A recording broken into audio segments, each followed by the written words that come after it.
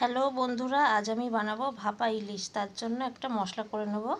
নিয়েছি হলুদ সর্ষে, কালো সর্ষে, কাঁচা লঙ্কা আর বাদাম, আর দেবো একটু পোস্ত।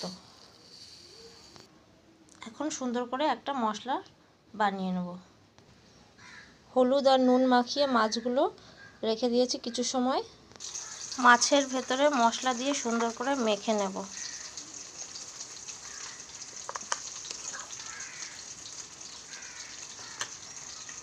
দেব স্বাদ মতো নুন, দেব হলুদ,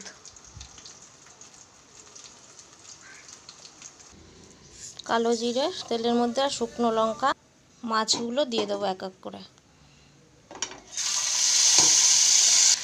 সর্ষের পেস্টটা ঢেলে দেবো।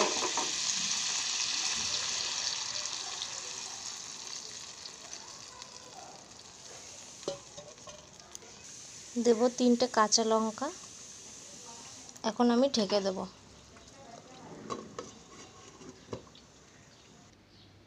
রেডি হয়ে গেছে আমার ভাপা ইলিশ।